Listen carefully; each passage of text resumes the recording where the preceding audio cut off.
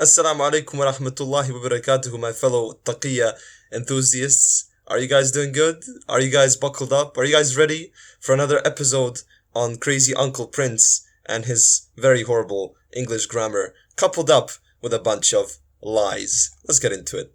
Or 5, and now God knows how many hours. Did I ask you for money? Why Muhammad is a prophet of God? I'm not a prophet. I'm just a normal human being. I'm no one. I'm a no one. I'm just a human being. Well, if you're no one, maybe we shouldn't listen to you. Why Muhammad?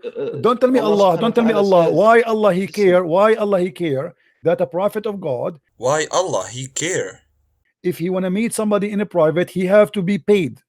When he wanna meet someone in the private, he have to be paid. Who paid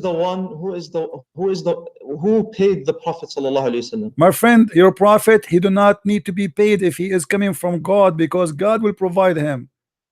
Yes, and that's you do not need to make it an obligation for everybody want to meet him in a private to pay him. Read with me. Oh, who you believe when you consult with the messenger in private, spend something. That is correct. He's asking. Now, among the definitions of what it means to be a liar is to be a person that purposefully covers up information pertaining to truth in order to deceive another person or more people. As you heard and saw, he does not read the verse fully. He reads, quote unquote, "O you who believe, when you consult the messenger in private, spend something." Instead of continuing with the verse by reading "spend something in charity before your private consultation," he stops at the words "spend something" because he knows subconsciously that if he reads the rest, that he's going to be refuted. As a side note, he does not read the verse fully for the rest of the 30-minute video of him screeching into the microphone. And this is precisely what CP does here. He doesn't quote the verse fully because it refutes him in essence. He's trying to make it seem as if Allah ordered people to give money to the Prophet ﷺ when they wish to talk to him, but this is simply not the case, as the verse is talking about sadaqah, charity, and sadaqah cannot be given to the Prophet ﷺ or his family, and the proof for this is the hadith of Abu Huraira in Sahih al-Bukhari, where it says that Al-Hassan ibn Ali took a date from the dates given in charity and put it in his mouth. The Prophet ﷺ said, "Expel it from your mouth. Don't you know that we do not eat a thing which is given in charity?" In the Arabic, أَمَا شَعَرْتَ أَنَّا لَا نَأْكُلُ الصَّدَقَةِ. So the word used is sadaqah, and the same word is used in the Quran. So, Mr. Christian boy, you're a donkey, I'm a scholar, you have been thoroughly refuted. Let's continue. In advance, my friend. No, you see, anyone can talk to me. Anyone can talk to me. People, they talk to me. I answer hundreds of emails. I make thousands of videos. I never ask anyone to pay me a penny. I am not a prophet. Your prophet should have a better ethic than me.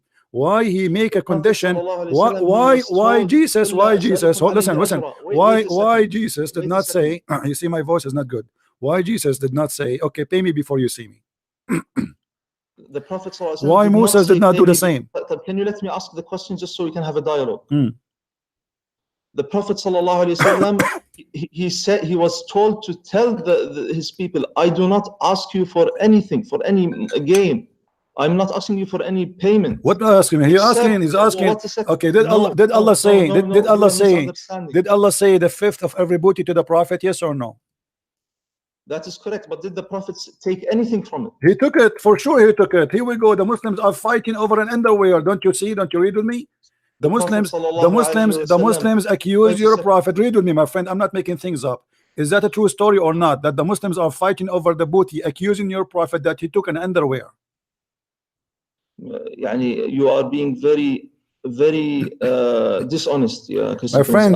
The proof in front of you. The proof in front of you in the screen.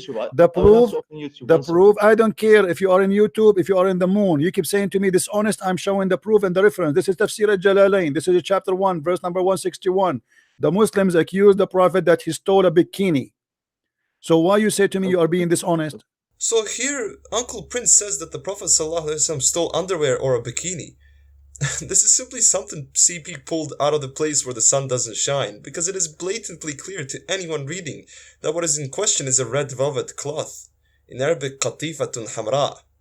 This doesn't mean underwear. What the hell?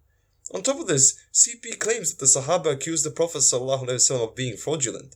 But this is not the case, as the text says, when some red velvet cloth went missing on the day of Badr, and some people began to say, perhaps the Prophet took it, the following was revealed: it is not for a Prophet to be fraudulent, and yaghulla, or a variant reading it has the passive, and yughalla, meaning to attribute ghulul or fraud to him, to the Prophet. So basically what happened is, the Sahaba had this feeling of the Prophet taking something. This doesn't mean they accused him of being fraudulent, but Allah, to emphasize how this is impossible to even think that the Prophet took something, let alone for him to be fraudulent, is something that does not befit his honor or his character. So the verses were revealed. Also, notice how it says some people, meaning not all of the Sahaba, and how it says also perhaps the Prophet ﷺ took it. They're just assuming, they're not accusing anyone of anything. The house of his own son when the son is not there and he flirt with the wife. The Prophet ﷺ was the highest moral character. What highest? If your father, be honest, if your father enter your house and he flirt with your wife, is he a highest person or he's a scumbag? This is inconceivable of the Prophet ﷺ. What inconceivable? What kind of a prophet? Answer me. Why he did that? Explain to me why he did that. Why he flirt with the married women? I wanted to. No, answer me. No, answer me. Why he flirt with the, give me a logical explanation. He is a high ethic. He is the best of mankind. He is the best of people. But he enter a house of the husband, which is his son, and he flirt with the wife, and he said to her loud with the loud voice, "My heart is flipping for you. Praise be to Allah. My heart is beating for you. I want you." What kind of man he say that? What kind of a man? Okay, here we go. Finally, CP makes the claim that the Prophet ﷺ flirted with Zainab. The biggest proof against him is the very hadiths that he's going to discuss, or rather screech about, with a Muslim for 20 minutes straight. Of course, none of the hadiths or ayat mentioned talk about the Prophet ﷺ saying to Zainab that his heart beats for her. But what can you expect? That's just one of crazy Uncle Prince's games with the Muslims. The hadiths and ayahs on the screen basically talk about two things. The first few hadiths speak about how one of the ayat that were revealed in regards to this were the toughest on the Prophet ﷺ. Now, Al-Hassan and Aisha radiallahu anhuma both said that had it even been possible that the Prophet ﷺ would hide anything of the revelation, it would have been this ayah, as it was too hard on his heart. The second part basically talks about how Zayd could not approach Zainab intimately, and for this reason he decided to divorce her. He told the Prophet ﷺ about this decision, quote, "Uridu an utalliqaha," which means I want to divorce her. So the Prophet ﷺ told him, "Amsik alayka zawjak wattaqillah." Keep your wife and fear God. So basically CP, like many other critics, want us to believe in the absurd claim that the Prophet ﷺ at one point commands people to give him whatever he wants, demands to have multiple wives to please himself, and then at another place he tells a man to keep his wife even though he's indirectly being offered to divorce her.